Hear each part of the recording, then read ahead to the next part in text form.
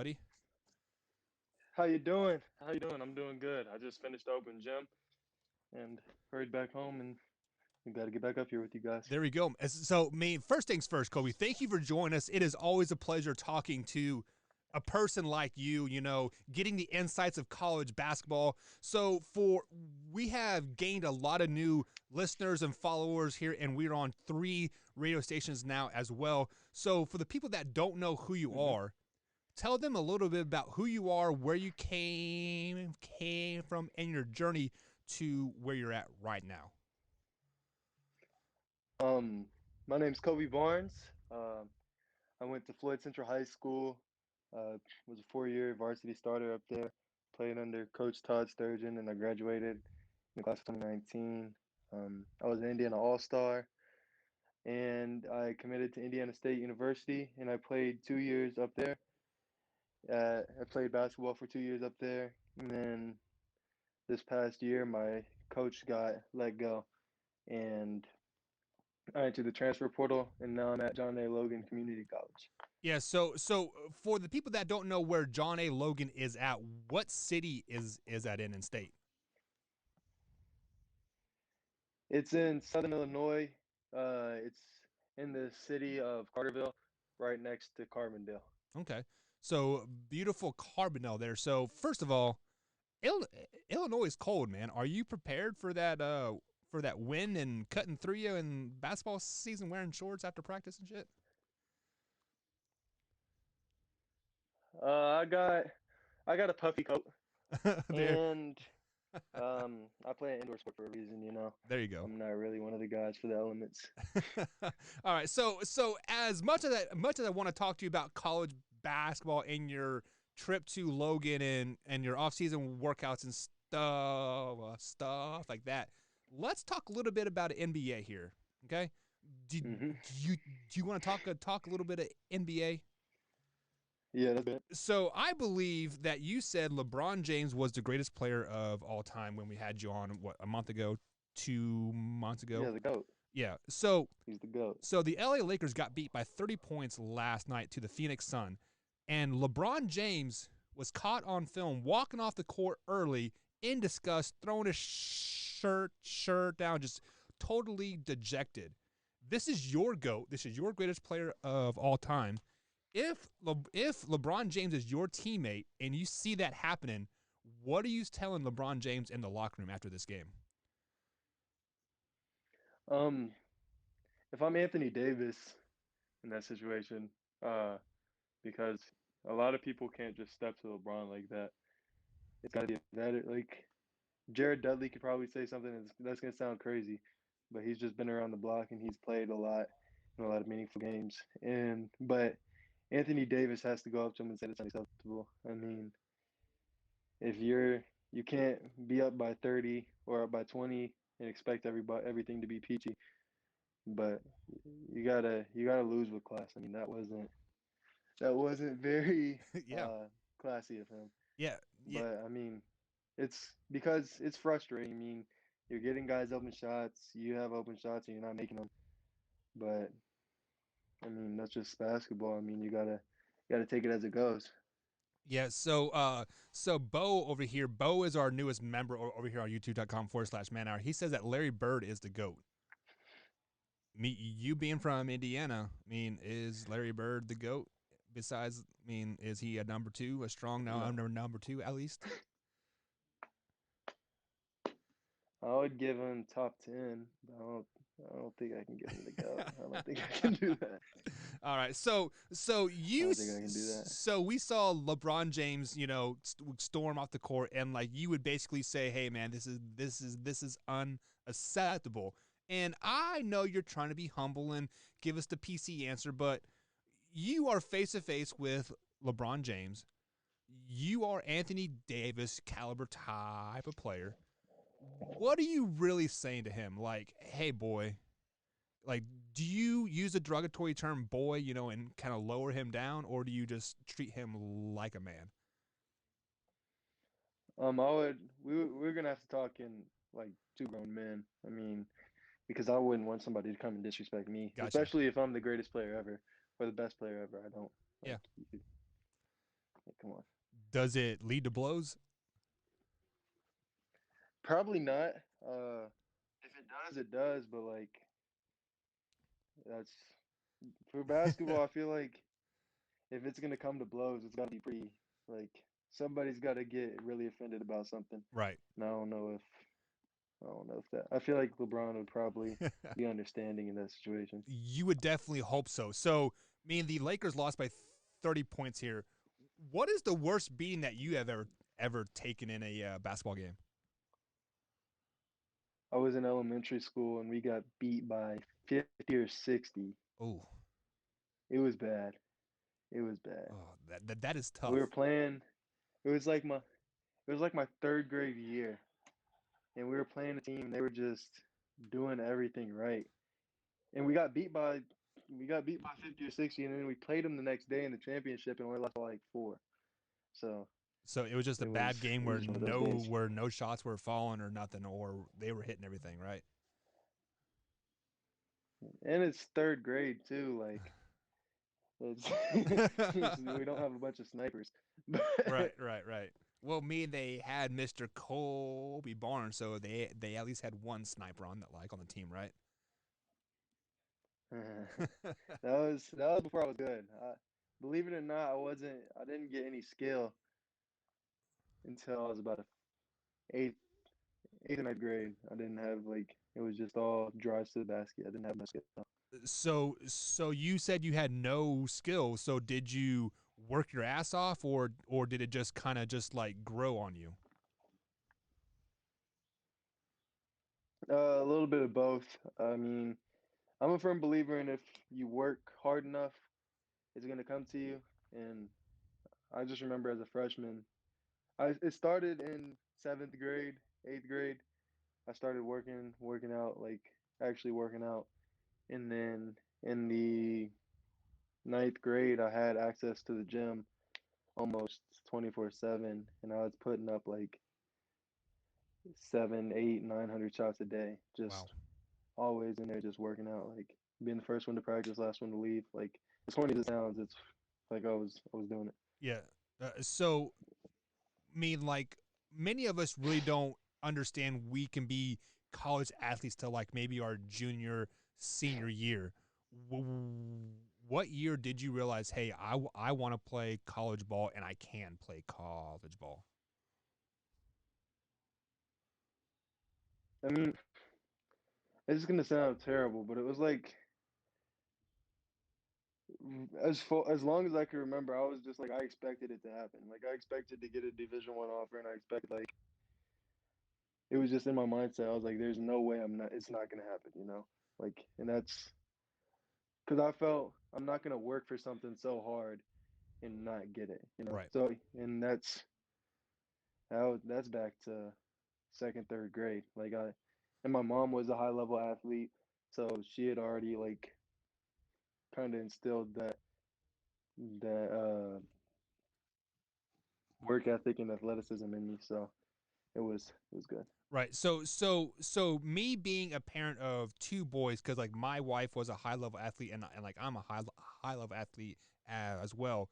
Did you take pride of your mom being a high level like athlete and kind of pushing you and like driving you, or would you have rather her kind of just like let you find your own way? Like, what would your ideal situation be? I'm glad I had somebody who had already done it before in my corner, and somebody who could really just like help me through the process of getting there and getting to the level I want to be at and being the player that I want to be. Because she's my biggest fan, but also like my biggest critic. She's never gonna. If I have a good game, she's gonna let me know. But if I have a bad game, she's gonna let me know too. So just having my mom be honest with me and just straight up the whole time, I always feel like that was pretty big time. Right. So did that make transferring from Indiana State a little bit easier just because you had your mom to fall back on and like offer like a guidance type of situation? Yeah, I've throughout the years I've gotten a lot of connections with a lot of really good players and a lot of really good former players, coaches, and of course my mom. And I just kind of like whenever I was going through this situation, I just asked for guidance from them. I talked to God a lot, and I talked to my mom a lot, and just trying to figure out what would be best for me. And it turned out Charlie Logan was best for me, and my mom helped me with the decision. She made sure I didn't just rush into something, and she really made me sit down and weigh out my options.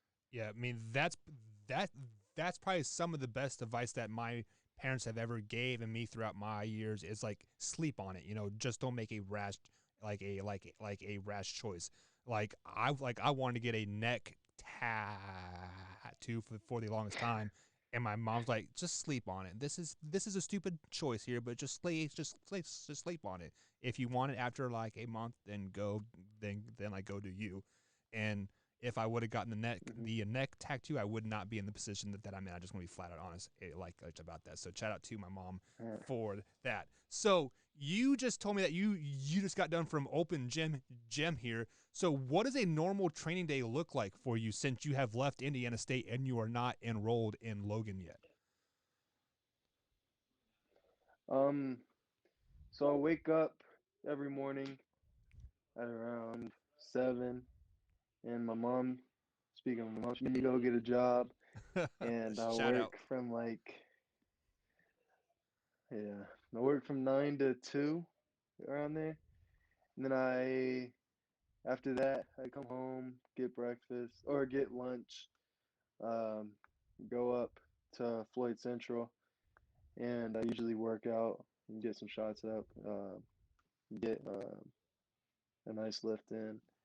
And then on Mondays, Wednesdays, and then usually a day on the weekend, uh, I have open gyms that I play in, and we play for like 2 or 3 hours, high level, high intensity, just a lot of fun with a lot of the guys, and it's uh, it's been fun. I mean, whenever I was in Terre Haute still, I had a more tough regimen because of I had access to more things. I had a trainer that I could go to every day, but um, I would go up there in Terre Haute. I would go. I'd wake up at 6, go to the gym at 7, from 7 to 8:30. After the gym at 8:30. Go shower, get breakfast, go to class from like 9 to 2, and then after class, get lunch, go back to the gym, lift, do some conditioning, get some shots up, and then after that, go home, usually go to sleep for a little bit, and then I'd come back at night at around like 9, 8 to 9, and work out for another hour, hour and a half, Wow, and then go home, go to sleep, and wake that up is and a repeat. long day, brother. I'm not even going to lie to you. That just made me tired just thinking about that. But a few key things that like you brought up there is you are in the like you are in there grinding and you're hitting the iron. What kind of weights do you lift? Like are you trying to add size? Are you just keeping the tone that you have on? Like what is your lifting schedule look like? I'm trying to cut. I'm trying to just get more lean, more cut, transition. I'm at 12% body fat. I'm trying to get down below 10, and then do that and get more explosive and fast Now, are you cutting that weight because Logan wants you to, or just because you want to? because I want to. Because chicks dig abs, right? Yeah. Let's just be honest. Chicks dig shoulders, arms, and abs. So there are a few other things that I want to What do you ask you say? here. So first things first is when do you report to school here? Like, is it in the next week? Do you report in August? Like, when does school start for you at Logan? I actually report in Saturday. Go up Saturday morning, and I'm up there for the summer. So I'm assuming like summer practices start then as well, and and like all that stuff as well, or did practice start in October?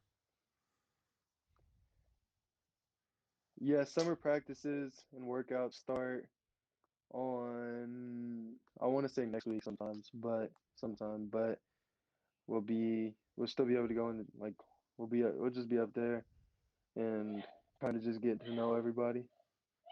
Right. So what are your expectations as a team going into this next season? Is it a league championship? Is it a JUCO tournament championship? What are the expectations? Oh, it's a national championship. I feel like we have probably the best talent in the nation, and we have the best coaching staff in the nation, and I just feel like if we don't win a national championship, it's going to be disappointing. And I believe the last time we talked, you guys were in your conference championship, right, for the Logan. Yeah. How did they end up finishing this season? They won their conference tournament and they got a bid to Hutch, which is the JUCO national championship, Yep, and they ended up losing in the first round, that's tough. which is they So weren't very happy. yeah. So So Hutchinson, Kansas, huh? That is my neck of the woods there. Mister Dragons over there, the old red and blue. They were the first school in JUCO in Kansas to get a turf field. So fun fact. So uh, good deal. yeah. So let me ask you this one last question before we let you go. Coach K has announced that he is going to retire after this basketball season. Do you think that is going to hurt recruitment to Duke? Like, would you want to go to a school if you know the coach is going to retire at the end of this season and you won't get to play for that coach? Um, I mean, if it's Duke, no, because it's Duke, you know. Right. But like if I was going to Florida Gulf Coast, I feel like that would probably have an impact. But I feel like Duke's gonna be okay. Like they're they're smart. They're probably gonna have. I'm pretty sure John Shire is gonna be the new coach, Yeah, I believe that's what I read. and he was a pretty Yep. good Duke player. He was pretty good back in his day, and I mean he played under Coach K, and I mean it's just like those guys are gonna be. They're probably gonna start having him reach out to the players and have him reach out to players they've already recruited and got to commit and players that they still want and they'll I feel like they'll be okay. I feel like Yeah, I mean, just like you said, Duke is Duke at the end of the day. So, have you had any Pac-12 schools reach out to you since you've committed to your current JUCO school for maybe next year? not yet. I haven't really talked to anybody. I've just been kind of had my phone on do not disturb and just working, you know. There you go, man. All right, man. As always, Cobie, thank you for joining us, man. Good luck next year. Safe travels to Illinois next Saturday, right? So hopefully you have a great season. We'll definitely look forward to talking to you again, man. Thank you. I appreciate it. Yeah, have a good one, bub. All right, guys. So that is Cobie You too. Barnes here. He is a former Indiana State Sycamore, and now he is playing for Logan JUCO College out there in uh, Southern Illinois. Always a great interview. Always a great chance to talk to Cobie. And just Southern Indiana basketball is something else, and we have a lot of great athletes. And Cobie is here from Southern Indiana, so big shout out to him.